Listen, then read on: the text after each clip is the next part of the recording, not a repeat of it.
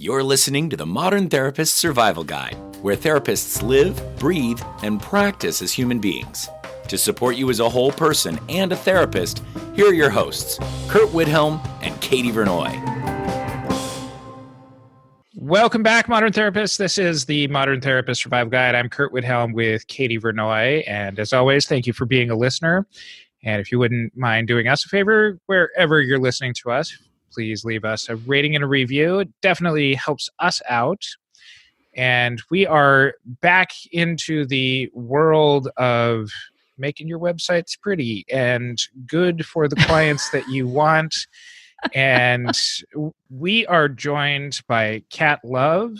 They are from Empathy Sites, a wonderful website, consultant, builder, marketing extraordinaire, magician for your practice. So thank you very much for joining us, Kat, and sharing your wisdom with us. Thank you so much for having me. I am so excited to have you on the podcast. Curt, I met them at the Group Practice Owner Summit that Maureen put on. And I don't know, I just felt a connection, and I really, really appreciated the wisdom that you shared there and just I guess the way that you operate in the world and the way that you think about marketing. And so I'm just really excited to have you here. And if you can share who you are and what you're putting out into the world with our audience. Yeah, I'd love to. It was great meeting you in real life, like after seeing you online for so long. I know. I felt like I had known you forever. And I was like, I walked up and I'm like, I feel like I know you. Yay. Yes, I will remember that forever. So yes, as introduced, I'm Kat Love. I'm a marketing consultant for therapists. And the way that I like to describe how I help is through a few examples. So we all know that therapist who is starting a practice for the first time. And it's not only the first time they're starting a practice, it's the first time they're starting a business, and they're completely lost on knowing where to start. We also know the therapist who maybe they've been in practice for a while and they are going from insurance to private pay, or something has shifted where they need to do marketing online for the first time. Or maybe you know a therapist who is actually full, like they actually have like all the clients they could ever want. And they're like, okay, what's next? And they're looking into getting into online marketing so that they can move into like multiple income streams. These are all examples of the types of therapists that I help with marketing consultancy and help them get more clients, more customers, and more referrals. So one of the questions that we ask all of our guests is, what do you think that therapists get wrong? And we have consciously started moving this question to the front of our episode because that's really what we're about, is all of the things that therapists get taught incorrectly, just kind of forage for themselves in the wrong direction. But specifically to you, what are you finding that therapists get wrong about building their websites? Yeah. No, it's a super interesting question.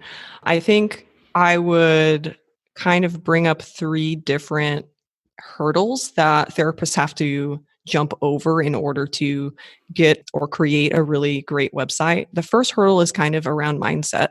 And you see this not only with websites, but marketing in general. You see a lot of therapists that feel like, oh, marketing is slimy or sleazy, and I don't want to be like that, so I'm not going to do that. Or it could also be like a personal mindset block, like, oh my God, I'm not good enough, like imposter syndrome, like I don't actually know what I'm doing. Who am I to put myself out there on a website? The second hurdle is once they kind of start getting over that kind of those mindset blocks that they have to marketing or to putting themselves out there, the next one is that they don't really know where to start. So they start going online, they listen to all the podcasts, they read all the books, they hang out in all the Facebook groups, and it's still super confusing. That is kind of a phase where it's just like you can get really stuck in that space of not knowing where to start, and it can take you months to get through that in some cases. But even when you start implementing, the third hurdle that's there is you don't really know how to execute, right? So maybe you've gotten over those first 2 hurdles. Like, oh, I'm going to, start an Instagram page and try to get people from Instagram to my website. And then from my website, they're going to call me on the phone and become a client. Like, sounds really good in theory, but then when you start trying to implement it, it can also feel like too much, like you might have chosen something that's not really a good fit for you. There are kind of a lot of places where therapists are making missteps or getting stuck. Hold on. So people aren't just jumping from my Instagram to my website and falling in love with me and just coming into my practice in that pathway. They could be. Yeah, they totally could be. You say that with such confidence. Maybe. Yeah. No, I mean, there's like a lot of factors, I guess. With social media in particular, there are a lot of therapists that kind of, when they think of social media, they think of kind of doing too much at once. And so what ends up happening is none of the channels are effective. And so if you were doing Instagram and you were only doing Instagram and you were doing it really well and you were doing the proper networking and outreach on that platform, then yes, maybe your chances are higher that people will click through and fall in love with you and call you for a session. Okay, so you just said something that I have not heard other people say, and I want to explore this. So, networking on Instagram. Tell me what you mean by that, because that sounds fascinating, and I think that we're not doing it well. Yeah. So I think one of the biggest opportunities for therapists on social media in general, not just Instagram, also other platforms like LinkedIn, Facebook, Twitter, all of these platforms provide an opportunity for therapists to connect with potential referral sources. And a lot of them can be in their local area. If you're doing online and teletherapy, it could also just be throughout your entire state or any state that you're licensed to serve. And so that's a ton of people that you can get into contact with and that you can build relationships with. So how do you do that? Oh, okay, yeah. Because that sounds so I have ideas, but like I'm just we spend like 10 minutes like posting, and then whatever minutes are left over, we might search a hashtag and like a couple of things, but I'm imagining that that's pretty inadequate. Yeah, it seems really inadequate right now. When you think of building relationships on social media, one kind of way to approach it might be to think of how you interact with your friends. So when you're on a platform that you connect with your friends on, what types of things are you doing? You're commenting on their posts. You're liking their posts. You're tagging them in a post of something that you are posting about. And you're saying, oh my God, my friend posted this. It's so cool. Everybody check it out. These are actually the exact same things that you would do to build relationships with anyone. And these can be cold outreach. So people that you don't have contact with previously, it's totally acceptable in these environments to do that. And it's encouraged to do that, right? It's all about connecting on these social platforms. And so if you are strategic about identifying the priority people that you would want to have relationships with and get referrals from, starting to build relationships with them through engaging in their content, sharing their content, things like that, then over time you will kind of warm them up to reaching out directly through direct message or an email and saying, hey, you are doing a nutrition podcast in our city, and I think it's so cool what you're doing. I would love to talk to you because I'm an eating disorder therapist or whatever, right? Like there's an in if you're already starting to build that relationship with them. We have totally been networked with. I was just thinking, like, people have shared our stuff and then private messaged us, and we've actually brought some of them on the podcast. Oh my gosh, we've been networked with. This is amazing. We just have to do the opposite now. Like, Curt, we gotta work on this. Well, I think we have, and this is part of what I'm understanding of this is that the digital world is exactly like the physical world. It's just with people you don't know yet. Yeah. Everybody's every stranger's just, a friend you haven't met yet. That's so sweet. Grandma was right. Aww. So in addition to social, there's a lot of other ways that people can market online. And you were saying that people will get too diffuse in their efforts and not really get anything done well. So how does someone find what's going to work for them? How does someone identify their marketing plan, like what's going to be best for them? Mm-hmm. Yeah, so that's a really important question because I believe so strongly in having self-awareness and self-acceptance in building a practice. it comes down to two kind of things. One is to start with kind of an exploration of like, what do I like to do? Like, what do I feel is a strength of mine? How do I like to spend my time? What's my kind of way of being in the world? Am I more of a social person? Do I like to go to networking events? Do I like to go to parties? Or am I more of someone who likes to do research and like become like an expert in something, right? So like they're like already when you start exploring kind of who you are as a person, you should start to get some ideas of like what kinds of marketing strategies might fit you. And then the next step is about actually executing on it and then using the data that you get back. So there's going to be two types of data that you get back. One is how effective is this, right? So like how many clients are coming in the door from this effort, from this campaign or the strategy that that I've been implementing on for a few months. So that's one thing to measure. And then the other thing is like joy, like how much joy and alignment do I feel when I'm doing this in my everyday or my every few days? And from measuring those two metrics, you should be able to iterate on what it is that your strategy is. I think about those two things, and Curt is more of the researcher / expert, and I'm more of the social person. So I think we actually cover both of those things. For me, because I'm more interested in me, what would you recommend as far as the best marketing strategies for me, given that I'm more social? Let's see. Well, for the extroverted social therapist, like if you're talking about like building a private practice.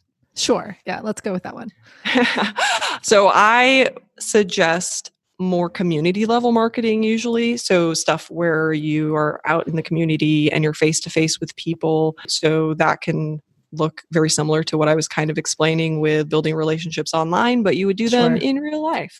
Yeah. So, I mean, I think that's one of the first suggestions that I go with. From there, it's like a lot of it will have to be in consideration with your other skills, right? So some super social and extroverted therapists also love like being on social media, right? And so then that's a natural fit. But some of them are like, like I can't deal with that. I need to like, be face to face with people. I would rather get a cup of coffee, right? So it's like, it's an ongoing investigation, I think, and an ongoing process of discovering what it is that is a fit. And it can also change over time too. Like sometimes you might start out loving, networking events, and then you're just like over it after some point.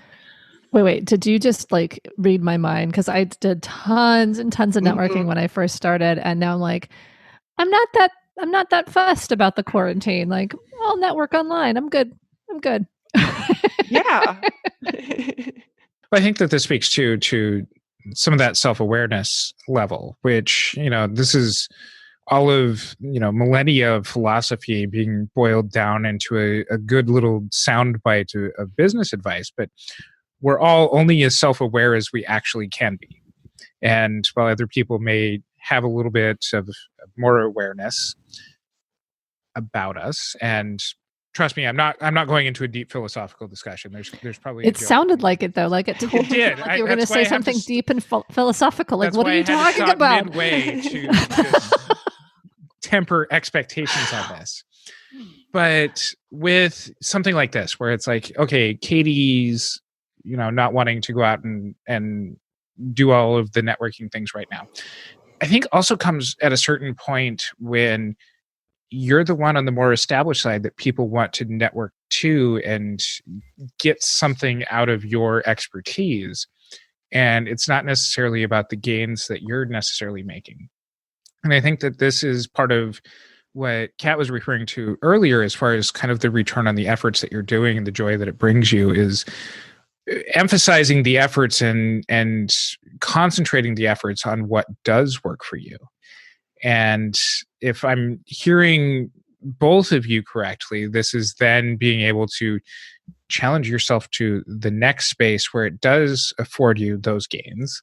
And this might be, whatever content that you're creating, whatever, if it's podcast, if it's website copy. Okay, website copy is my Achilles heel. That this is one of those things where I got to a question eventually. Truly. When it comes to sitting down to write copy, what do you suggest? Because that just seems like the most difficult thing for a lot of people. It's like, once I put this on a website, it's etched in stone about me forever. Which is so not true. So not true. Just because you don't touch your website for millennia doesn't mean that others do. Well, not only that, but some of the people who come to me for career advice, my students, the people in the community that are like, hey, how do I get this done? Or, it's potentially written. How do I just put that out there? What do you suggest, Kat? Yeah, no, this is a good question, because I think that it's like a place that a lot of people find themselves in, especially because no one expects writing a website to be so hard. Like nobody expects it. Everybody underestimates the amount of time. Everybody underestimates like how much expertise goes into writing website copy and doing it really well. And so when you go and you sit down to write it, you're like, okay, why isn't this working? Or there's like some type of a block. I think those blocks can look different for every therapist. And I really believe that the answer to overcoming that block is already something that they know. They just have to create a space or some type of a practice where it allows them to connect with what it is that's holding them back and informing them as to how to overcome it. So for me, I actually just landed on a huge business discovery. And the way that I did it is, I was really agonizing over making a decision. I blocked out like an entire Saturday to just sit and journal. And journaling over the course of my life has just been a really important way that I heal, a way that I process things, a way that I bring things to light. And I just was journaling for like hours and just like wrapped up in my blanket in bed. And at the end, I was just so much more clear, and I had gotten through to more clarity and more a decision. And so I think that what you probably wanted to hear was like some type of hack where it's like, here's 3 steps to do exactly what you hate doing in the easiest way possible. Yeah, but I unfortunately don't, at least from my experience, I don't know that it's that easy. I think that when you're really connected in yourself and you're really clear on what it is that's holding you back, that's the only opportunity we truly have to clear things out. I mean, you can force yourself to write your copy, but if you're not even aware of what the block is, it's hard to overcome things that you don't know. I just am reveling in the fact that the marketing coach is telling the therapist that no, there's not a hack. You have to process. And the therapist is going, but I want the hack. I'm just, that's where I'm at right now. This is for the benefit of our listeners that, I am a set it and forget it type of person that, every, couple of Olympics remind me that maybe I should update my website. But this does go back to your point a little bit earlier that it's just kind of an extension of one aspect of everything that you do, and the self-awareness of all of the other avenues that you do. And it has to gel. It has to be a part of an overall campaign, whether that's in person, whether that's online, and being able to bring all of those pieces together. That I'm not somebody who's traditionally relied on my website. And so part of it's because I really, really hate writing website copy. But part of it's I haven't really needed to in the past. And that doesn't mean that my way is what should work for everybody else. And I think that this is really the benefit of, for those of you who do rely on your website or know that that's going to be a key piece of your marketing campaign, that coming to grips with why it might be so difficult for you might be different than my reasons for it. The piece that I think that is really important is I'm just picturing you, Kat, like all wrapped up and journaling and like really kind of doing a whole person, this visceral experience of how do I make my business decisions? How do I figure out who I am? And when I look at this, one of the reasons that I think it's so hard to write copy for your website is because it is so vulnerable and it is so much of you. And I look at my consulting website and my newest website that I've created, like the things that I've done recently, and the ones where I'm trying to market myself feel very foreign and they don't feel aligned. And I've gotten better. And some of the stuff, I still need to clean some of this stuff up. So I'm not saying I'm perfect. But when I was doing my therapist website, it's just this simple little page. I wrote to my client. I didn't write about myself that much. I wrote a little bit so they could know who I was, but I just was writing to my client. So it felt like I was writing a letter to my client. And it felt so much easier. Now, it's actually been more effective than my previous websites, and there's probably a lot of reasons for that. But to me, it was something where if I could just tap into what do I want to tell my client before I've met them, that helped. But I had to get to that place that I knew who my client was and I knew who I was in that relationship. And I think that can be hard, especially for folks who haven't gotten niched down, who haven't really understood their specialty. And I think for people potentially who are more generalist, I mean, there's just a lot of places where there's going to be a different process for each person. But for me, it feels like that vulnerability and self-awareness are so key. But it's still a website. And so it feels weird that it's vulnerable. How do you help people get past that particular piece? Because it is vulnerable, but it is so public. It's not about you. Your exactly website what I isn't said in like two, like so concise, so beautiful. Thanks, Kat. You got to say that again. Yeah, your website isn't about you. I think that when you remember that you're a helper and the whole point of your marketing is to help others. If you realize that you can just stay focused on them, I think it can alleviate a lot of that feeling of like, oh, this is about me. Oh, this is like, I'm going to be hurt by, or I'm going to be judged. I see a lot of that. Yeah. But, again, underneath, if you are feeling emotionally dysregulated around this issue of putting yourself out there in your marketing or on your website, then that would be a cause to take a step back and do a little bit of a deeper look into what it is that's really blocking you. Because I think from my experience in my own business and from a lot of the clients that I've helped, a lot of this stuff is a lot deeper seated than just like, oh, let me do a hack. like, like going back to that. But yeah, so, are you worried that you're not good enough? Are you holding on to a belief or like a traumatic experience? Maybe you were, bullied in high school or like bullied as a kid a lot, right? And so like, are you still needing to do some processing around that to free yourself up to have the marketing that you need to have the life that you want? Were you trained as a therapist? Because I'm trying to piece together a couple of things here. Like, A, why would you focus on therapist websites in the first place?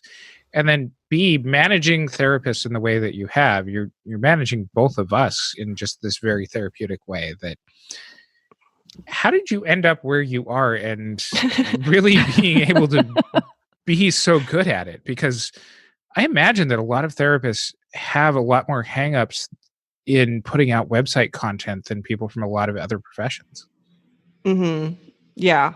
No, they totally do. Well, I guess to answer your question of like how I got here, I'm a childhood sexual abuse survivor, and I had a lot of help from therapists over the years. And that help both healed and transformed me and inspired me to help therapists, but it also informs like the way that I run my business, the way that I do my consultancy, the way that I run my services, because I see how valuable this approach is. And I think that it applies to business and marketing as much as it does to like personal development. I think the piece that's always struck me in talking with you, Kat, kind of what Curt was saying too, is just this natural ability to see past the content or the details into what's really happening. And so to me, that just is such a great gift that you're giving to therapists, because I think you have the knowledge of the marketing in the background, but you also have a real heart for therapists. So thank you. Aw, thank you. When you are approaching therapist websites, there really is trying to get people to sell what it is to be in a relationship with them. What kinds of things do you find yourself asking therapists to help spark that idea of copy and being able to really start to convey these ideas that you're even just doing in conversation with us. But for our listeners who are going to sit down and be like, I'm really inspired by this. I'm going to journal and dedicate this time to finding myself. What kind of prompts do you use to help people be able to start to put that out there to where their ideal clients are going to end up responding to them? Mm-hmm. Are you thinking more in terms of like design, like visual communication, or copy, like written communication? Content, copy.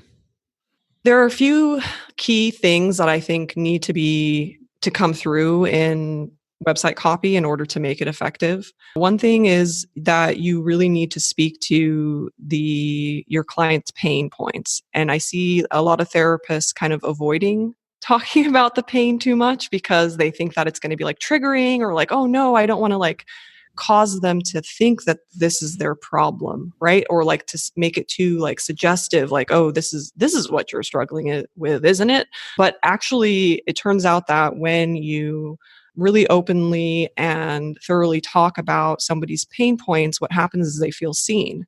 And if it doesn't apply to them, it doesn't negatively affect them in any way. They read it and they feel like, oh, okay, that's not for me. And they'll move on to the next part of your website or the next page that might have something to do with them, right? So definitely you want to go through and list out types of things that your clients are struggling with at the moment that they are searching for help.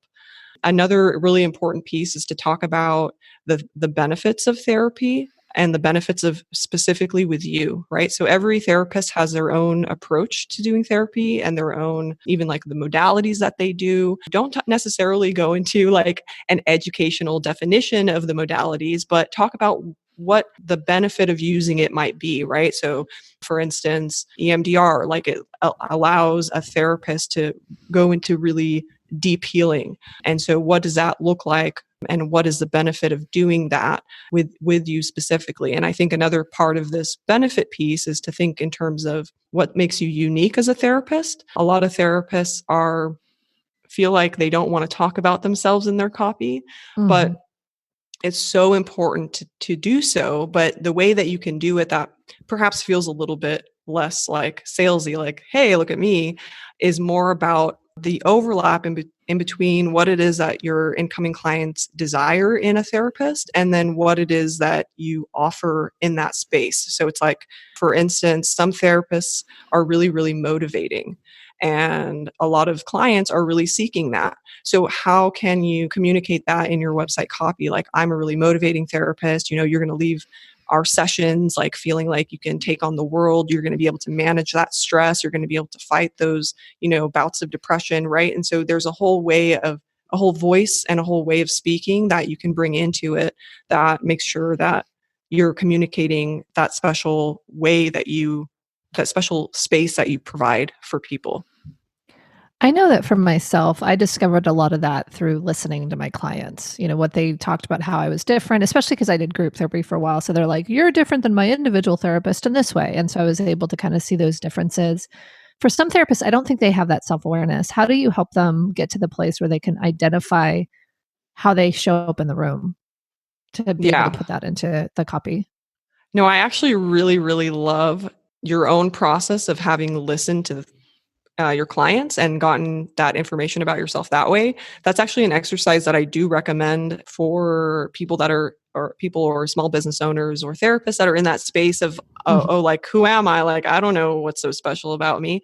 The exercise is to go, not necessarily ask clients, but to go out into the world and ask your family and your friends about yourself. Like, say, okay, when you think of me as like a friend, and, we're having a difficult conversation. Like, remember last week when, you were having issues with your partner and you were calling me on the phone, like, could you tell me about, what about me was helpful to you in that moment? What kind of adjectives would you use to describe me in that moment? Because I know I was helpful for you at that time, so just like having these types of conversations with people that are really close to you can be like the first clues, and you can totally start there. Like, you don't need to go detective mode and like try to find ways to like, like interrogate all your clients, you can just start with like, you already have people close to you that can give you kind of some of that feedback. And I think that's so great to think about it in relationship, because I know that oftentimes we're like, okay, who am I? And how, but we're so in it. We act how we act. And I think Curt kind of said, we're only as self-aware as we're self-aware. I think it's understanding that you don't have to have the answers yourself. And it can be things where you can talk to your partner, talk to your friends and say, how would you describe me as a listener, as a problem solver, as someone that helps you sort things out? What are the ways that you describe that? And so to me, knowing that I can seek that out from the people around me makes it a little bit easier, because then it also feels valid, because it's not just I'm making up that I'm a motivating good listener. It's like someone else is telling me, hey, the thing that I really like is you're direct and practical in the way that you give feedback, or whatever it is, right? So it just gives more credibility. We don't have to come up with it ourselves. We don't have to like put it on. And the next step of that is convincing them to actually be honest in their feedback, and then also having enough self-awareness to be able to embrace the feedback that they give you, and asking on areas that you can improve on, and asking on, really where your limitations are, and being able to take that in as opposed to arguing against it. Yep. It's been so great to have you, Kat. Where can people find you? Thank you again for having me. If you would like to find out more about me and my services, the best place to go is catlove.com. And we'll include that link in our show notes. You can find that at mtsgpodcast.com.